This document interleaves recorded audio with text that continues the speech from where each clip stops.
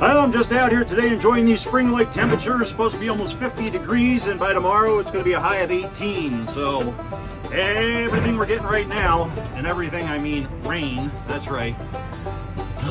Flooding we got right now. I forgot to check exactly, see how much rain we got overnight and how much we're getting right now. But like I said, it's supposed to hit 50 and then drop down into the upper 20s by 6 o'clock tonight. So we're moving the head gate feeder up closer to the barn to a pasture that's not flooded, so that when it does flash freeze tonight, the cows are still sure-footed and we'll have plenty of food to eat for this week, because they're not going to be back down here in this pasture where they've been for the majority of the winter, probably for another week or two.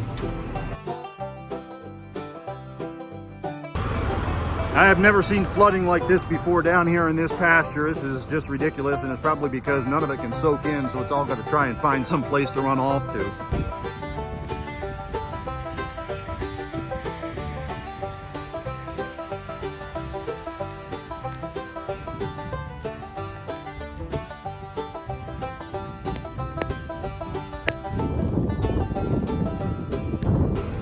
We do have a swale that runs down along the backside of our property here, all the way down and then into a pond. But because the ground is so frozen solid, the water's making its own pathway right down through this summer pasture. Then it's pooling up here, as you can see, and creating its own stream. Even though we do have water running down the swale, we're gonna have to clean that puppy out a little bit later on this spring or summer, or whenever this winter is finally over, as we're in our 7th week of January here. But as you can see, this is exactly why I don't want the cows to be out here. It's partially frozen now with flooded waters, which means it's gonna be an ice skating rink within about 12 hours. We don't want them out here slip sliding and splitting hips overnight or anytime this week. So I did have to feed them in the barn a little bit earlier today so that I could get down here, get the head gate feeder out, and then get them locked on the other side of the swale up by the barn.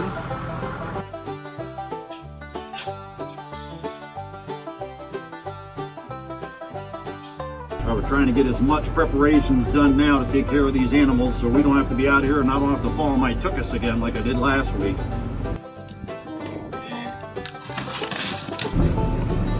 Well, the ladies, babies, and boys are waiting patiently, and that bale I put out for them this morning, they pretty much got that thing destroyed and turned it into mostly bedding, which I knew was going to happen.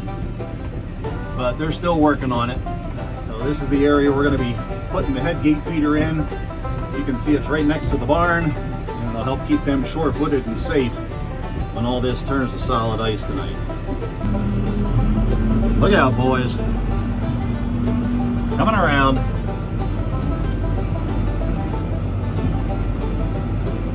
They made short work of that bale. Well, we got her up here. Everybody's soaking wet, but at least they'll be safe and get the nourishment they need to stay warm, and as warm as possible, I guess. These two big guys you see right here, they're not twins, but they sure look like it, don't they? That's little Huey, and that's Omega. Those are our Brahman Beefalo steers. They're some big boys.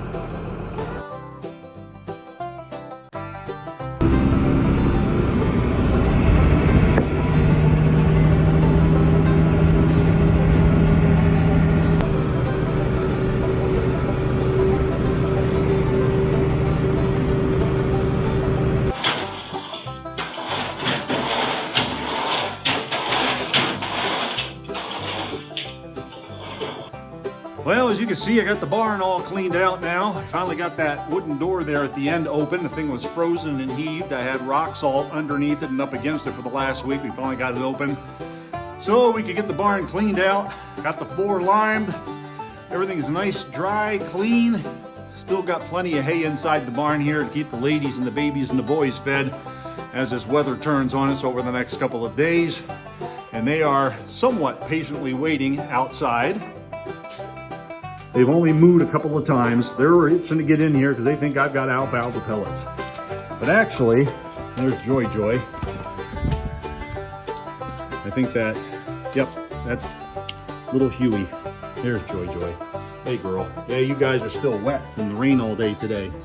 We'll get you inside. I'm going to take a couple of these sections of the guardrail down so it's easier for them to get out to where the hay and the head gate feeder is. Get my impacts and sockets, and then they'll be able to turn out the back of the barn and make a right instead of having to go all the way down through here, or this is probably going to get slippery tonight, and then come all the way up into the barnyard. So let's get to work on making it a little bit easier and safer for these girls to get around the next couple of days.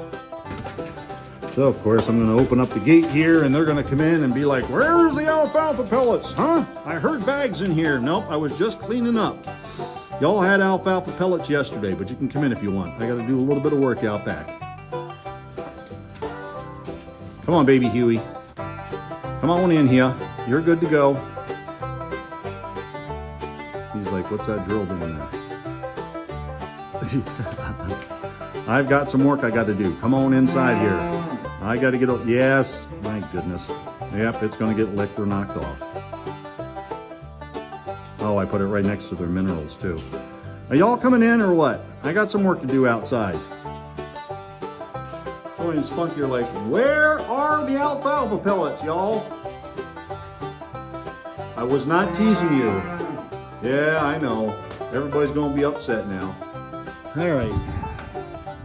You big boys coming inside now. I got the 4 pieces of guardrail taken down. I got some of these stones I got to move out of the way, and then it's easier for them to just come right out of the barn, turn right, and head out here to this mess of a hay bale that they made and get out to the head gate feeder. Instead of having to worry about this tomorrow. Hopefully they'll be smart enough to use this shorter distance instead of going down the sliding board here.